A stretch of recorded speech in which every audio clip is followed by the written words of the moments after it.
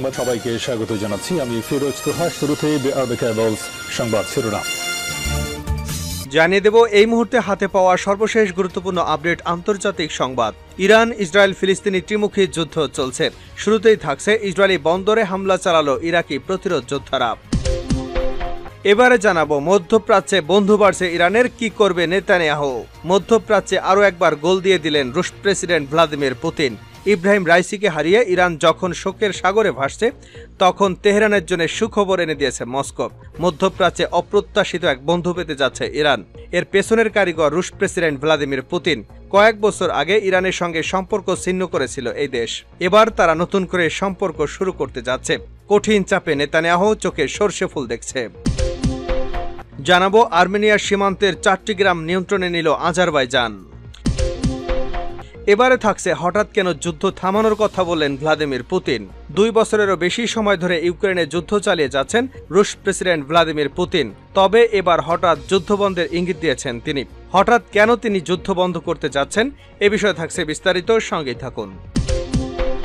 জানিয়ে দেব কিরগিজস্তান থেকে হাজারেরও বেশি শিক্ষার্থীকে ফিরিয়ে নিল পাকিস্তান।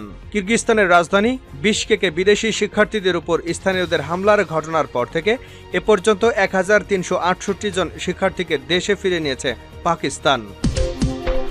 এবং সর্বশেষ জানাবো কেউ কেউ আমাকে পাগল বলেও ভগবান এক উদ্দেশ্যে পাঠিয়েছেন, এমনটাই বলেছেন ভারতের প্রধানমন্ত্রী নরেন্দ্র মোদী। এতক্ষণ শিরোনাম শুনছিলেন, এবার বিস্তারিত। প্রিয় দর্শক, আপনি যদি এই চ্যানেলে নতুন হয়ে থাকেন, ভিডিওটি দেখতে দেখতে চ্যানেলটি সাবস্ক্রাইব করে আমাদের সঙ্গেই থাকুন। আর এই ভিডিও সম্পর্কে আপনি আপনার মূল্যবান মতামতটি কমেন্ট বক্সে জানিয়ে দিন। আর হ্যাঁ প্রিয় দর্শক, জানিয়ে দিন ভিডিওটি কোথা থেকে দেখছেন। ইসরায়েলি বন্দরে হামলা চালালো ইরাকি প্রতিরোধ যোদ্ধারা। ইসরায়েলের এইলাদ বন্দরের গুরুত্বপূর্ণ লক্ষ্যবস্তুতে ড্রোন হামলা চালিয়েছে ইরাকি প্রতিরোধী যোদ্ধাদের জোট পপুলার মোবিলাইজেশন ইউনিট। শুক্রবার সন্ধ্যায় এ হামলা চালানো হয়েছে বলে এক বিবৃতিতে জানানো হয়েছে। লেবানন ভিত্তিক সংবাদ মাধ্যম আল মাদেন এক প্রতিবেদনে এ খবর জানিয়েছে। ইহুদিবাদী ইসরায়েল গাজায় যে বর্বর আগ্রাসন ও গণহত্যা চালাচ্ছে তার প্রতিবাদে এবং ফিলিস্তিনি প্রতিরোধী যোদ্ধাদের সমর্থনে ইরাকি যোদ্ধারা এ হামলা চালিয়েছে। ইসরায়েলের বিরুদ্ধে এ ধরনের হামলা অব্যাহত থাকবে বলেও হুঁশিয়ারি দেওয়া হয় বিবৃতিতে। গত 7 অক্টোবর ইহুদিবাদী ইসরায়েল অবরুদ্ধ গাজা উপত্যকায় বর্বর আগ্রাসন এবং গণহত্যামূলক যুদ্ধ শুরু করলে ইরাকের প্রতিরোধী যোদ্ধারা এর বিরুদ্ধে রুখে দাঁড়ায়। মাঝে মধ্যেই তারা ইরাক থেকে ইসরায়েলের বিভিন্ন গুরুত্বপূর্ণ লক্ষ্যবস্তু লক্ষ্য করে হামলা চালাচ্ছে। এছাড়া ইরাকি যোদ্ধারা মধ্যপ্রাচ্যের বিভিন্ন মার্কিন ঘাঁটিতেও হামলা চালিয়ে আসছে। ফিলিস্তিনের গাজা উপত্যকায় ইসরায়েল যে আগ্রাসন চালাচ্ছে তাতে সমর্থন দিয়ে যাচ্ছে আমেরিকা। আর্মেনিয়া সীমান্তের 4টি গ্রাম নিয়ন্ত্রণে নিল আজারবাইজান। একটি চুক্তির অধীনে আর্মেনিয়া সীমান্তের 4টি গ্রামের নিয়ন্ত্রণ নিয়েছে আজারবাইজান। শুক্রবার সীমান্তবর্তী গাজাক জেলার 4টি গ্রাম নিয়ন্ত্রণে নিয়েছে আজারবাইজান সীমান্তের পরিষেবা। এ তথ্য জানিয়েছে আজারবাইজানের উপপ্রধানমন্ত্রী শাহিন মুস্তাফায়েভ। ব্রিটিশ বার্তা সংস্থা রয়টার্স এ খবর জানিয়েছে। মুস্তাফায়েভ বলেছেন, সীমান্ত চুক্তির অধীনে আজারবাইজানকে ফেরত দেওয়া এই অঞ্চলের আয়তন ছিল 6.5 বর্গ কিলোমিটার, অর্থাৎ 2.5 বর্গ মাইল। এপ্রিলে বসতিহীন গ্রামগুলোকে আজারবাইজানের কাছে ফিরিয়ে দেওয়ার কথা বলেছিল আর্মেনিয়া। 3 দশকের বেশি সময় ধরে সংঘর্ষে লিপ্ত আজারবাইজান ও আর্মেনিয়া এই চুক্তিটি দেশ দুটির মধ্যে শান্তি প্রতিষ্ঠার পথে একটি মাইল ফলক ছিল। এদিকে 4টি গ্রাম হস্তান্তর করার সিদ্ধান্তের বিরুদ্ধে আর্মেনিয়ায় বিক্ষোভে নেমেছেন প্রতিবাদকারীরা। বিশ্বাসঘাতকতার জন্য দেশটির প্রধানমন্ত্রী নিকোল পাশনিয়ানকে পদত্যাগ করার আহ্বান জানিয়েছেন তারা। সন্ধ্যায় জাতির উদ্দেশ্যে দেওয়া ভাষণে পাশনিয়ান একটি নির্দিষ্ট ভৌগোলিক এলাকার আর্মেনিয়ারা যে স্বদেশের স্বপ্ন দেখছেন সে কথা তুলে ধরেন। এ সময় জাতীয় সীমানা নির্ধারণ করাই সেই প্রক্রিয়ারই একটি অংশ ছিল তা বর্ণনা করেন। মধ্যপ্রাচ্যে বন্ধু বাড়ছে ইরানের, কি করবে ইসরায়েল। মধ্যপ্রাচ্যে আরও একবার গোল দিলেন রুশ প্রেসিডেন্ট ভ্লাদিমির পুতিন। ইব্রাহিম রাইসিকে হারিয়ে ইরান সরকার যখন শোকের সাগরে ভাসছে, তখন তেহরানের জন্য সুখবর এনে দিয়েছে মস্কো। মধ্যপ্রাচ্যে অপ্রত্যাশিত এক বন্ধু পেতে যাচ্ছে ইরান। আর পেছনের কারিগর রুশ প্রেসিডেন্ট পুতিন। অথচ কয়েক বছর আগে ইরানের সঙ্গে সম্পর্ক ছিন্ন করেছিল এই দেশ। 2016 সালে রিয়াদে শিয়া ধর্মীয় নেতা নিমর আল নিমরকে মৃত্যুদণ্ড দেয় সৌদি আরব। এরপর একই বছর তেহরানে এবং মাসাদে এখন ইরানের সঙ্গে আবারও সম্পর্ক ঘনিষ্ঠ করতে চায় মানামা প্রশাসন। সম্পর্ক স্থাপনের ক্ষেত্রে দেরি না করার ঘোষণা দেন বাহরাইনের বাদশাহ হামাদ। বাহরাইনের বাদশাহ হামাদ বলেন, ইরানের সঙ্গে আমাদের সমস্যা ছিল, কিন্তু এখন আর কোনো সমস্যা নেই। বৃহস্পতিবার মস্কোয় রুশ প্রেসিডেন্ট ভ্লাদিমির পুতিনের সঙ্গে সাক্ষাৎ করেন বাদশাহ হামাদ। এরপরই এমন মন্তব্য করেন তিনি বলেন, ইরানের সঙ্গে সম্পর্ক স্বাভাবিকীকরণে দেরি করার কোনো কারণ নেই। আমরা দুদেশের মধ্যে কূটনৈতিক, বাণিজ্যিক এবং সাংস্কৃতিক সম্পর্ক স্বাভাবিক করবার চেষ্টা করছি। চলতি মাসে বাহরাইনে আরব লীগের 33তম সামিট অনুষ্ঠিত হয়। ফিলিস্তিন এবং ইসরায়েলের মধ্যে দুই দেশের রাষ্ট্র সমাধানের আলোচনা পুনরুজ্জীবিত করতে একটি আন্তর্জাতিক শান্তি সম্মেলনের আয়োজন করতে মানামার প্রতি আহ্বান জানায় আরব লীগের সদস্য রাষ্ট্ররা। রাশিয়ার বার্তা সংস্থা ইন্টারফ্যাক্সকে বাদশাহ হামাদ বলেন, এই সমস্যার সমাধানে আমরা সবার আগে রাশিয়ার সহায়তা চাই। গেল বছরের মার্চে চীনের মধ্যস্থতায় সৌদি আরব এবং ইরান তাদের ভেঙে যাওয়া সম্পর্ক পুনরায় জোড়া লাগায়। মধ্যপ্রাচ্যে পরিবর্তনের এমন হাওয়া বইতে শুরু করার পর এটিকে স্বাগত জানায় বাহরাইন।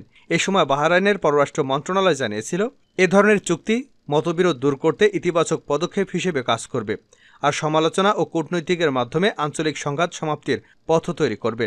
মধ্যপ্রাচ্যের রাজনীতিতে গেল কয়েক বছরে অনেক পরিবর্তন এসেছে।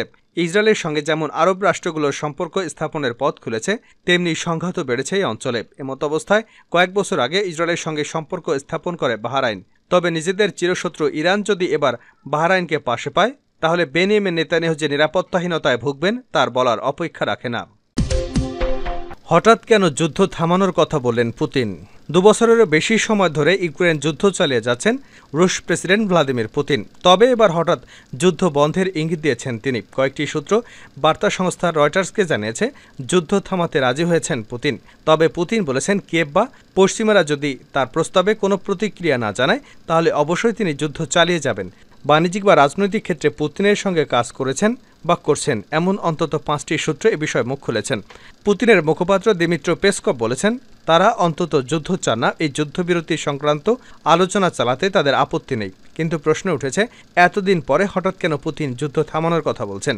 কিন্তু পশ্চিমা সামরিক ও রাজনৈতিক বিশ্লেষকদের মতে গত মার্চে আবারও নতুন করে ক্ষমতায় ফিরেছেন রুশ প্রেসিডেন্ট ভ্লাদিমির পুতিন। পুতিনের হয়তো মনে হয়েছে এই যুদ্ধ থেকে ক্ষমতায় টিকে থাকা অর্থাৎ রাজনৈতিক ক্ষমতা ধরে রাখার ক্ষেত্রে যথেষ্ট লাভবান হয়েছেন তিনি। তাই এখন যুদ্ধ বন্ধ হলেও তার কোনো ক্ষতি নেই। বিশ্লেষকরা আরও মনে করেন, দীর্ঘস্থায়ী যুদ্ধের ফলে রাশিয়ার অর্থনৈতিক অবস্থা চাপের মুখে রয়েছে। তাই অর্থনৈতিক খাপ খাওয়াতেই এমনটা পদক্ষেপ নিয়েছেন রুশ প্রেসিডেন্ট। তাছাড়া ক্ষমতা ধরে রাখলেও 2022 সালের সেপ্টেম্বর থেকে তার জনপ্রিয়তা কমেছে। তাই যুদ্ধ না চালিয়ে বরং আলোচনায় যাওয়ার ব্যাপারে আগ্রহী হয়েছেন তিনি। ঠিকমতো এগোলে হয়তো যুদ্ধবিরতির পথে হাঁটা সম্ভব হবে। তবে যুদ্ধবিরতি বা সেই সংক্রান্ত আলোচনা এখনও ধোঁয়াশাচ্ছন্নই রয়েছে। ক্রেমলিনের উচ্চপদস্থ কর্মকর্তাদের কথাবার্তার সঙ্গে পরিচিত 2টি সূত্র জানিয়েছে, পুতিন মনে করেন এখন পর্যন্ত ইউক্রেনে যা অর্জন হয়েছে তা রাশিয়ার জনগণের কাছে জয় বলে চালিয়ে দেওয়া সম্ভব। তাই হয়তো পুতিন যুদ্ধ বন্ধের কথা ভাবতেই পারেন। কেউ কেউ পাগল বলেও ভগবান এক উদ্দেশ্যে আমাকে পাঠিয়েছেন নরেন্দ্র মোদী।